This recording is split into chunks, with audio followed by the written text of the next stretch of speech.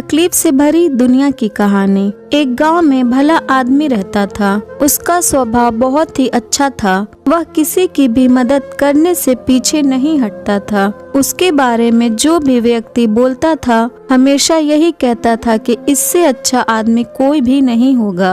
जब भी कहीं जाता था वह किसी को भी परेशानी में देखता था हमेशा उसकी मदद करने के लिए तैयार रहता था। वह यह कभी नहीं सोचता था कि मुझे उस काम में कितनी परेशानी होगी। वह आदमी अपनी परेशानियों को भूलकर सबकी मदद करने के लिए हमेशा तैयार रहता था। उसके बारे में कोई भी बुरा नहीं सोच सकता था क्योंकि उसने कभी भी किसी का बुरा नहीं किया था। वह तो हमेशा ही भलाई के काम करता था। एक दिन वह अपने गांव वापस आ रहा था। रास्ते में उसे एक बूढ़ी अम्मा नजर आईं। वह अपने सिर पर कुछ सामान रख ले जा रही थी, लेकिन बहुत ही मुश्किल से चल पा रही थी।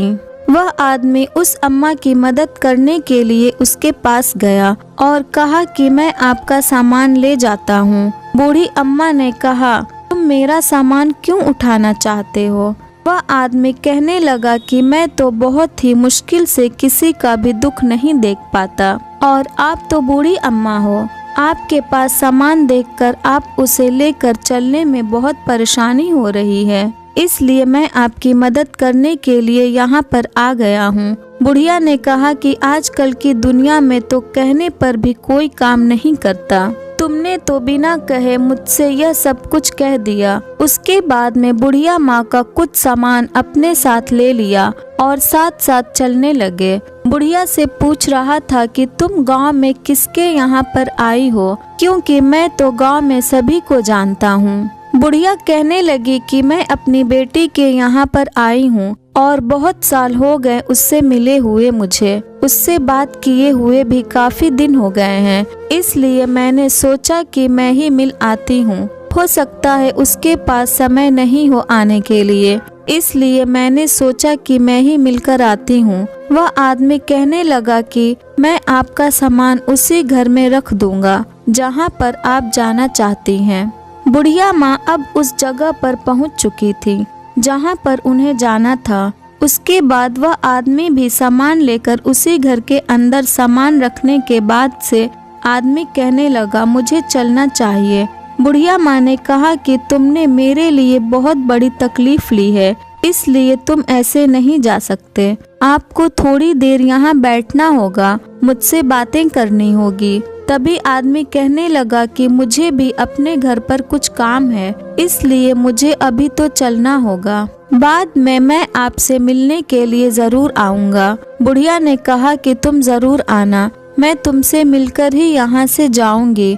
तभी वह आदमी अपने घर वापस चला गया। आदमी अपने घर पहुँचा और तभी उसकी पत्नी ने कहा कि छोटू की तबीयत अचानक खराब हो गई है, हमें उसे जल्द ही डॉक्टर के पास लेकर जाना होगा। वह आदमी छोटू को लेकर डॉक्टर के पास चला गया क्योंकि उसकी तबीयत अचानक खराब हो गई थी। उसके बाद जब वो छोटू को वापस लेकर आया तो छोटू की तबीयत अब ठीक नजर आ रही थी। जब यह बात सभी गांव वालों को पता चली तो उसके घर पर सभी लोग आ गए। वह देखने लगे कि छोटू को क्या हुआ है। तभी आदमी कहने लगा कि उसकी तबीयत ठीक है, तबीयत अचानक खराब हो गई थी जिसके कारण हमें जल्दी में जाना पड़ा। इसमें परेशान होने की कोई भी जरूरत नहीं है। जब सभी लोगों ने बात सुनी है तो वह सभी लोग छोटू को देखकर अपने अपने घर चले गए।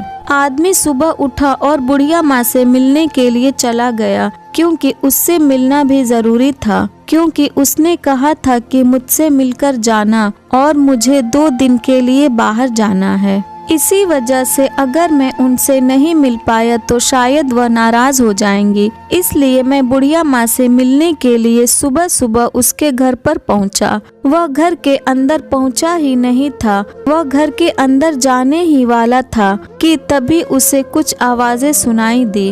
वह आवाज सुनकर बाहर ही खड़ा हो गया और वहीं पर रुककर सोचने लगा कि आवाजें आ रही हैं। तभी उसने ध्यान से जब बातों को सुना तो पता चला कि बूढ़ी अम्मा से पति और पत्नी लड़ रहे हैं। बुढ़िया कह रही है कि अब मैं कभी नहीं आऊंगी।